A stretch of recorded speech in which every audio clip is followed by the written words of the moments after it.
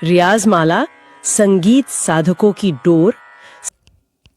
दोस्तों, क्या आपके साथ भी ऐसा होता है कि 15-20 मिनट रियाज करने के बाद ही गले में खराश होने लगती है, आवाज़ भारी हो जाती है, या ऐसा लगता है जैसे गले की नसें खींच रही हैं? आप सोचते हैं कि बड़े बड़े उस्ताद और गायक 4-4 घंटे कैसे लगातार रियाज करते हैं, उनका गला थकता क्यों नहीं है? दोस्तों, अगर आपका गला रियाज के दौरान जल्दी थक जाता है तो इसका मतलब है कि आपकी आवाज़ में कमी नहीं है, बल्कि आपके रियाज करने के तरीके में एक बहुत बड़ी गलती है। तो आज के इस वीडियो में मैं आपको रियाज का एक ऐसा सटीक, वैज्ञानिक और पारंपरिक तरीका बताने वाला हूं कि जिसे आप अगर इस्तेमाल करते हैं उसके बाद आपका गला कभी नहीं थकेगा। तो इस वीडियो में हम हर पहलू को पॉइंट वाइज पॉइंट समझेंगे। आपको यहाँ पर मैं समझाने की कोशिश करूँगा ताकि आपके मन में कोई भी डाउट ना रहे। वीडियो को अंत तक देखिएगा, क्योंकि जो हमने यहाँ पर कई सारे पॉइंट्स के ऊपर बात करूँगा, जैसे कि इन सारे पॉइंट्स के ऊपर यहाँ पर बात होने वाली है, और ये कोई भी पॉइंट अगर आप मिस करते हैं तो आपके लिए यहाँ पर एक गोल्डन अपॉर्चुनिटी आपको खोने का यहाँ पर डर है। तो आप इसको मत खोइएगा, क्योंकि ये आपके लिए बहुत ज़बरदस्त तरीका है। वीडियो को अंत तक देखिएगा। और एक छोटा सा निवेदन है कि आप कौन सी जगह से जुड़ करके वीडियो को देख रहे हैं, आप दुनिया के किस कोने से जुड़ करके वीडियो को देख रहे हैं, ये हमें कमेंट बॉक्स में ज़रूर बताइएगा। मैं आपको वहाँ पर पर्सनल रिप्लाई करूँगा। काफ़ी अच्छा लगता है आप लोगों के साथ जुड़ करके। सबसे पहले हम बात करते हैं कि गले की थकान का जो असली कारण है, कि गले की थकान का असली कारण क्या है। सबसे पहला पॉइंट ही हमारा है, यहाँ पर आपको दिख रहा है कि the science of vocal fatigue. यहाँ पर दोस्तों सबसे पहले बीमारी को समझते हैं, क्योंकि अगर हम बीमारी को नहीं समझेंगे तो हम उसके समाधान को किस तरीके से कर पाएंगे। इलाज तो तभी होगा जब हम बीमारी को समझेंगे। तो हमारा गला कोई मशीन नहीं है, इसमें दो बहुत ही नाजुक मांसपेशियाँ होती हैं जिन्हें हम वोकल कॉर्ड कहते हैं, वोकल कॉर्ड्स कहते हैं। समझिएगा इन सारी चीज़ों को। जब हम गाते हैं तो फेफड़े से हवा ऊपर आती है और इन कॉर्ड्स से टकरा करके आवाज़ पैदा करती है। इसके बाद अब समझते हैं यहाँ पर कि आखिर थकान जो है वो थकान होती क्यों है, हमारा गला क्यों थकता है। तो मान लीजिए कि आप 5 किलोमीटर आपको दौड़ लगाना है और आप 5 किलोमीटर दौड़ रहे हैं, तो अगर आप शुरुआत के 100 मीटर में ही पूरी ताकत लगा देंगे तो अगले 5 जो आपको किलोमीटर दौड़ने हैं तो वहाँ पर आपको बहुत बड़ी दिक्कत होगी, क्योंकि आपकी सांस वहाँ पर नहीं रुक पाएगी, तो आपकी सांस फूल जाएगी। और यही हम करते हैं रियाज में। हम बिना वार्म अप के सीधे ऊंचे सुर या फिर तेज़ आवाज़ में गाना शुरू कर देते हैं और वोकल कॉर्ड्स पर अचानक दबाव पड़ता है और वो थक जाते हैं। ये हमारा सबसे बड़ा रीज़न होता है। तो इसी को हमें सुधारना है। तो उसका समाधान क्या है? पहले पॉइंट का समाधान ये है कि रियाज कभी भी जोर से नहीं करना है। क्या करना है? दिमाग और तकनीक से करना है। आवाज़ को धकेलना नहीं है। हमें पहले वार्म अप करना है, गले को आगे के लिए तैयार करना है, फिर हम आगे गले के लिए हम काम लेना शुरू करेंगे। अब हम समझते हैं अगले पॉइंट को कि रियाज का जो दूसरा तरीका है, गला किस तरीके से नहीं थकेगा। खरस का रियाज, यानी कि बिना थके गाने की नींव, फाउंडेशन ऑफ स्टेमिना। अगर आप चाहते हैं कि गला आपका घंटों तक पावरफुल रहे तो उसके लिए आपको खरस का रियाज यानी कि लोअर ऑक्टेव का अभ्यास यहाँ पर बहुत ज़रूरी हो जाता है। कैसे करें? पहला तो सबसे पहले सुबह उठिए। सुबह उठने के बाद जब गला सबसे ज़्यादा रिलैक्स होता है तब मध्य सप्तक के सा से शुरू करके नीचे की तरफ मंद की तरफ आएँ। मध्य सप्तक का सा बजाएं, और मध्य सप्तक का सा, इसमें बिंदी नहीं होती है। और फिर हम क्रमशः हमें नीचे चले आना है, नी में आना है, धा में आना है, जहाँ तक आपका गला जाए। कैसे? जैसे कि मध्य सप्तक का हमारा धा ये हो गया, तो हम सापा यहाँ पर हमने लगाया, सा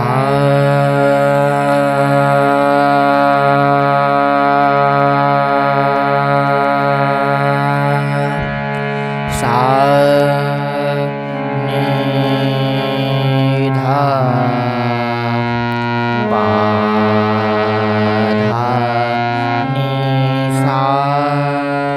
ये होता है हमारा मंद सप्तक। तो इस तरीके से हमें रियाज करना है। इसका फ़ायदा ऐसा होता है कि खरस का रियाज गले की गहराई और स्टेमिना को बढ़ाता है। यह वोकल कॉर्ड्स की मसाज करने जैसा है। यहाँ पर ध्यान क्या देना है कि मंद सप्तक में गाते समय गले पर दबाव बिल्कुल नहीं डालना, जैसे कि इसके पहले वाले पॉइंट में भी मैंने आपको मना किया है। जितनी आवाज़ सहजता से नीचे जा रही है वहीं तक ले जाएं। ज़बरदस्ती पा या फिर माँ या फिर किसी भी सुर तक गा ज़बरदस्ती हमें नहीं लेके जाना है। सा से अगर हम नी तक ही आते हैं तो ठीक है, धा तक आते हैं तो ठीक है, 3 स्वर में ही अभ्यास हम कर लेंगे, लेकिन दबाव नहीं देंगे गले को। तीसरा पॉइंट है कि आकार का सही रियाज। अब दोस्तों, आकार का सही रियाज से मतलब है कि जबड़ा खुलने का रियाज। आकार जो है वो गायकी की जान है और 90% बिगनर इसे गलत तरीके से करते हैं, जिससे गला जल्दी थक जाता है। तो आपको क्या गलती नहीं करनी है। गलती लोग ये करते हैं कि लोग अक्सर आकार करते समय गले की आवाज़ को चीखने की कोशिश करते हैं और जबड़ा एकदम से कड़ा कर लेते हैं। जबड़े को टाइट नहीं करना है। सही तरीका क्या है मैं करके दिखाऊंगा। मुंह को इस तरह से खोलें जैसे कि हल्की सी जो हाई आ रही है, यानी कि गले के अंदर का हिस्सा जो सॉफ्ट प्लेट होती है तो उससे ऊपर उठ जाता है हमारा गला और आवाज़ को गूंजने के लिए जगह मिलती है। तो गले को फ्री रखें, मतलब कि आकार करते समय महसूस करें कि आवाज़ सीने और पेट से आ रही है, गले से नहीं आ रही है। गला सिर्फ एक पाइप है। दोस्तों, जैसे एक बांसुरी होती है, बांसुरी खुद आवाज़ नहीं बनाती, उसमें से सिर्फ हवा गुजरती है। आपका गला वो बांसुरी है। प्रेशर फेफड़ों से आना चाहिए, गले को कसना बिल्कुल नहीं है। प्रेशर आपका कहाँ से बनेगा? फेफड़े से, फेफड़ों से आना चाहिए। आपको गले को टाइट नहीं करना है। गले को टाइट करने से हमारा जबड़ा कस जाता है और फिर आकाश सही तरीके से नहीं हो पाता है। देखिए कैसे करना है। कोई भी अलंकार में ले लेता हूँ।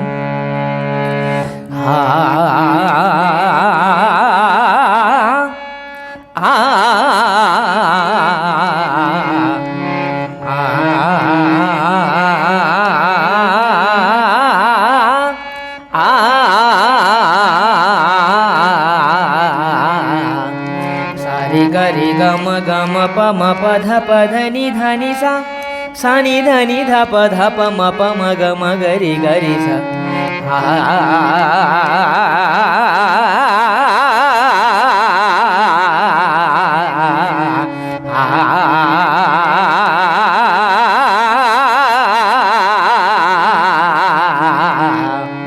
इस तरीके से हमें अलंकार करना है, लेकिन पहले हमें इसी चीज़ को विलंबित लय में करना है, इसके बाद हमें इसकी स्पीड बढ़ानी है।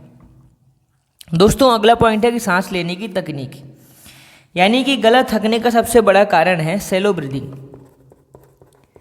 सेलो ब्रीदिंग, अभी मैं आपको इसको समझाता हूँ। दोस्तों, सेलो ब्रीदिंग यानी कि सिर्फ सीने से सांस भरना। जब सांस कम होती है तो आप सुर को टिकाने के लिए गले की मांसपेशियों को निचोड़ने लगते हैं। ये सबसे बड़ी कमजोरी है, सबसे बड़ी गलती है। जब आप सांस लें तो आपका जो पेट है वो बाहर की तरफ आना चाहिए, जैसे एक गुब्बारे में हवा भरती है। दूसरा, जब आप गाना गाएं, सांस छोड़ें तो पेट जो है आपका धीरे धीरे अंदर जाना चाहिए। आप एक चीज़ कर सकते हैं कि पीठ के बल लेट जाइए, पेट के ऊपर एक किताब रखें, सांस लें और किताब ऊपर जानी चाहिए। सांस छोड़ें तो किताब नीचे आनी चाहिए।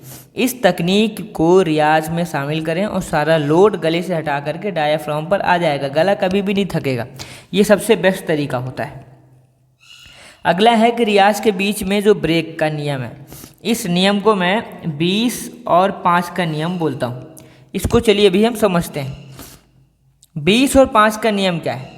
सबसे बड़ी भ्रांति तो सबसे बड़ा ये है कि सच्चा रियाज वही है जो बिना रुके 3 घंटे तक किया जाए। लोग ऐसा मानते हैं, लेकिन ये बिल्कुल गलत है। इस चीज़ को बिल्कुल आपको गलत मान लेना चाहिए। 20-5 का नियम आपको अपनाना है।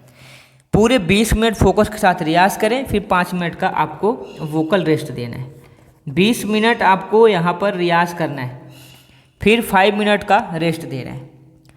इन 5 मिनट में बिल्कुल बात ना करें, गले को केवल रिलैक्स होने दें, केवल शांत रहना है, चुप रहना है। अगले 20 मिनट फिर से गाएं। इस तरह आप 3 घंटे गाएं तो गला आपको लगेगा ही नहीं कि उसमें कोई दिक्कत आई या फिर आपके गले ने कोई भारी काम किया है। 20 और 5 का आपको रूल फॉलो करना है और इसी के ऊपर काम करना है।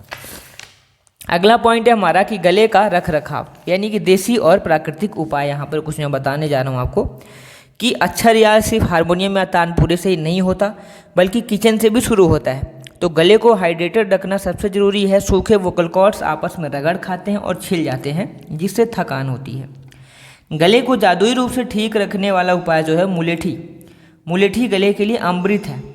रियाज से पहले या बाद में मुलेठी का एक छोटा टुकड़ा मुंह में रख करके उसका रस चूसें, यह वोकल कॉर्ड्स की सूजन को खत्म करती है। दूसरा, गुनगुना पानी। रियाज के बीच में आपको हर 15 से 20 मिनट में आपको गुनगुना पानी आपको पीना है। ये आपके गले को हाइड्रेटेड रखता है और बेहतर तरीके से आपके गले के लिए चिकनाहट, नमी देता है, ताकि गला बेहतर तरीके से काम करे। क्या नहीं खाना है इसका भी ध्यान रखना है। ठंडा पानी, रियाज के दौरान ठंडा पानी, और इसके अलावा आपको खट्टी चीज़ को भी रियाज के दौरान बिल्कुल नहीं खाना है, या फिर बहुत ज़्यादा मसालेदार खाना बहुत ज़्यादा नहीं खाना है, इसका भी ध्यान रखना है। अब वार्म अप और कूल डाउन की अगर मैं बात करूँ, वार्म अप और कूल डाउन में तो जैसे कि हम सीधे सा रे गा मा गाने से पहले 5-7 मिनट केवल हम हमिंग कर लें। हमिंग के अलावा हम सा कर लें, ओम का रियाज कर लें, ये हमारे लिए बहुत ज़रूरी होता है। इसके लिए हमारा गला थोड़ा नसें जो हमारे गले की है वो तैयार हो जाती हैं आगे के लिए। तो जब आपका 1 से 2 घंटे का रियाज खत्म हो जाए तो आपको तुरंत बात करना शुरू नहीं करना है। 5 मिनट तक वापस मंद सप्तक में हल्के हल्के हमिंग करें, ताकि वोकल कॉर्ड्स अपने नॉर्मल तापमान और स्थिति में आ सके। अगली चीज़ है कि मानसिक तनाव और गले का कनेक्शन क्या होता है, उससे भी हमें बचना होता है। कि आपको एक चीज़ नहीं पता होगी कि जब आप स्ट्रेस या गुस्से में होते हैं तो आपके गले की मांसपेशियां सिकुड़ जाती हैं। अगर आप इस सोच के साथ रियाज करने बैठेंगे कि मुझे आज ये कठिन हरकत या तान निकालनी ही है, तो आप खुद पर दबाव डाल रहे हैं। तो रियाज एक मेडिटेशन है। दिमाग को शांत रखें और सुरों के साथ जोर ज़बरदस्ती ना करें, उन्हें प्यार से लगाएं। रिलैक्स माइंड से किया गया 45 मिनट का रियाज तनाव के किए गए 3 घंटे के रियाज से 100 गुना बेहतर होता है। तो दोस्तों, ये वो थे वैज्ञानिक और पारंपरिक तरीके जिनसे आप अपने रियाज को बिना थके घंटों तक कर सकते हैं। याद रखिएगा कि आवाज़ को धकेलना बंद करना है, सांस पेट से लेना है, मुलेठी शहद और गुनगुने पानी से गले को हाइड्रेटेड रखना है, और रियाज के बीच में ब्रेक जरूर लेना है। अगर आप इन सभी पॉइंट्स को 15 दिनों तक अपने रूटीन में शामिल करने केवल 15 डेज तक, तो आपको बहुत ज़बरदस्त फ़ायदा इसका मिलने वाला है। आप चैनल में कौन सी जगह से जुड़ करके वीडियो को देख रहे हैं, ये हमें कमेंट में बताइएगा। चैनल को सब्सक्राइब कर लीजिएगा, वीडियो को लाइक कर दीजिएगा। मिलते हैं अगले वीडियो में। धन्यवाद। Thanks for watching.